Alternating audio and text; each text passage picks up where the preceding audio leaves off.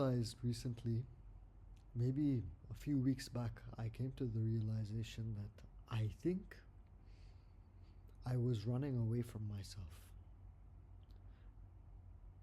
I was keeping myself busy, filling up my day with activities, experiences, chatting with friends, and even when I was on my own, I would not just be. I would put on my headphones and listen to music, listen to a podcast. I'd distract myself by going on my phone and maybe seeing my Facebook timeline. And I realized that this was kind of not helping my well being. I was not comfortable sitting with myself. I was not comfortable just being. That's when I realized that I needed to do some self-investigation. And through the weeks, I've been consciously trying to spend a little more time with myself. And it's been very beneficial. I'd like to talk about the ways that I've been working on self-investigation. Because I realized when I could not sit with myself, this means that I probably needed to do some self-investigation so I could kind of get closer to myself instead of running away from myself. I think it's very important that we do some self-investigation, especially when we feel like we're running away from ourselves. Because ultimately, we are only going to be living with ourselves from birth to death. So we might as well get comfortable, not only with ourselves, but trying to understand the nature of ourselves. So for self-investigation, I think one of the best things we can do, and things that I've been doing, being meditation. Because with meditation, you understand the nature of the mind. You're sitting with the mind and the thoughts that it's producing, and you're being more aware of the repetitive patterns that maybe the thoughts are producing, or the mind is producing, the repetitive thought processes.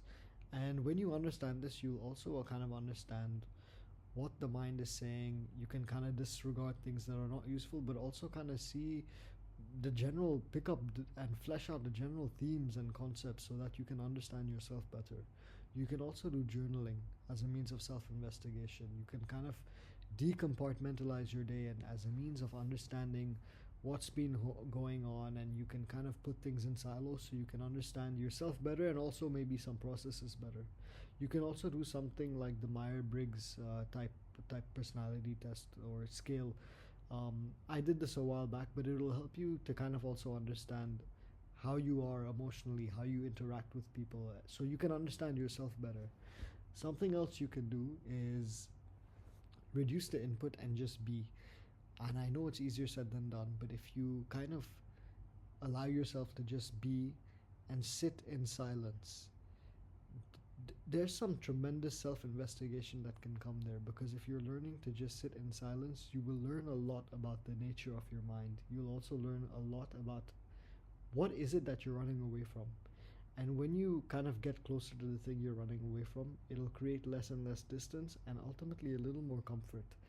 And there's a great joy that comes in being able to sit with yourself and understand yourself better through this self-investigation. Self-investigation is a very, very difficult thing, and I'm starting to understand this over the past few weeks. I've been doing these things, what I just shared, past few weeks. But I feel like I'm getting closer to understanding myself. So if you're trying to get closer to understanding yourself, these are some things that you can do. Like I said, the personality test. You can do journaling. You can do meditation. You can just be and just sit with yourself without the music, without the distraction, and just sit. You can also do activities by yourself. A few weeks ago, I went and just decided to go to the beach, something I never do by myself, and I just sat there and just took in the sights, took in the sounds, went for a dip in the ocean. So I think that one of the best things you can do for self-investigation is just be by yourself. I know it can be very difficult, but if you maybe do it little by little by little and kind of progress and ease into it at your own pace, you might find that this is one of the most transformative things you do. I hope this video was helpful. Please take on board whatever you think is useful, disregard whatever you think is not useful, and till then, I'll catch you later. Bye.